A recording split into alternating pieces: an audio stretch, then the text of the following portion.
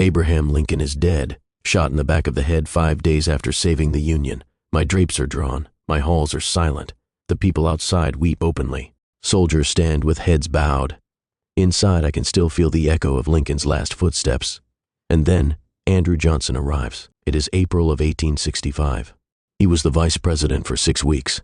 He is a Southerner, a Tennessean, and a Democrat, the only Southern senator who did not quit when his state seceded. That earned him a place on Lincoln's second-term ticket.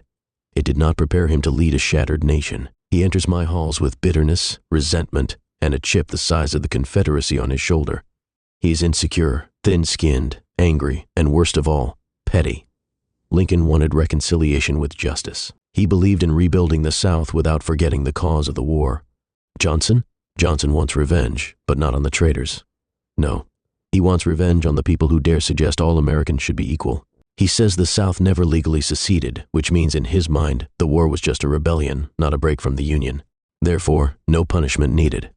The old Southern elites, he welcomes them back with open arms. Many had taken up arms against the United States just months before, and he restores their property, their power, and yes, their rights to govern.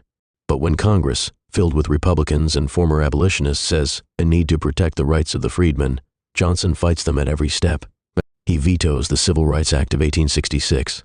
He vetoes the Freedmen's Bureau Bill. He vetoes anything that even smells like progress. Congress passes laws anyway, overriding his vetoes, the first time that had happened that often in American history. The chambers upstairs shake with speeches, outrage, and fury. Johnson rants to anyone who will listen, including me. Once he gives a speech from my very steps, drunk, and compares himself to Jesus Christ. The crowd stares, stunned. By 1867, Congress has had enough. They passed the Tenure of Office Act just to trap him. He violates it by firing his Secretary of War.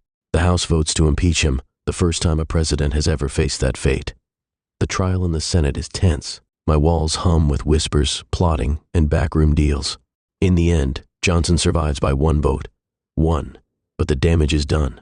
His presidency is over in spirit, even if not by law.